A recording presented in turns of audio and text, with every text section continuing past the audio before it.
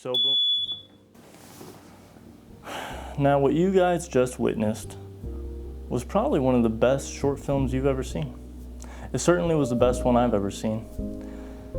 And I don't hold many biases.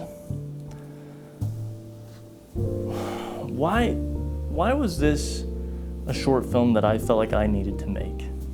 Well, let me tell you guys, before you ask. This was a good short film for me to make because we live in a day where all of the camera gear that we have at our disposal is fantastic. It is absolutely impeccable. And many of the cameras out now are indistinguishable between another. You know what I mean? It used to be like this camera company was lagging behind this camera company, or this model was worse than this model. But you have like Sony killing some of its best cameras with these little consumer cameras now. Now, I've never used Sony, so that's really besides the point. I wanted to make this short film to see what the capability of this camera here is. See, I spent several years building up an arsenal of equipment that I thought I needed in order to make something that was worthwhile. The latest camera that I had was the Blackmagic Cinema Camera 6K. This beautiful, raw shooting, 12-bit, 6K cinema camera with beautiful colors out the gate, the most flexible files you could possibly imagine. And I sold it. After maybe 3 or 4 months of having it. Now, I did not sell it because I didn't want it or because it was bad. I sold it because I needed some money. But I ran into some friends here who, it turns out, they are into filmmaking, and we kind of align on many different levels. So I just moved, by the way, to another state. And I thought, okay, so I still need something.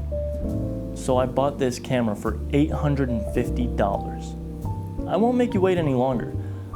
I sold my Blackmagic Cinema Camera 6K for this Lumix S5. Now that feels like I'm going back a few steps, and I am. Because if you guys remember, my camera before the Blackmagic 6K was the Lumix S5 II. And now I have the Lumix S5. Why'd I do that? Well, it has the RAW capability right out the gate. I don't have a monitor yet, so I haven't shot with it. But otherwise, it's a very, very similar camera with a couple distinguishing factors like the record limits and no open gate, which I do miss open gate. That's probably the biggest bummer. But as far as just a camera that I can make good content with, this checks all the boxes. The autofocus is trash, sure, but at least with the flippy screen, I can see myself. So I wanted to make this video and share this short film with you guys, and I wanted you guys to let me know, would this pass in 2024 for a content creation camera? I mean, everything's kind of moving towards 6K, but 4K is still the standard. What do you guys think about how some of those shots look? I mean, yeah, it was mediocre, and I was just playing around. I made it in one night, and editing, I just threw it together in that same night. But some of those shots I was very impressed with.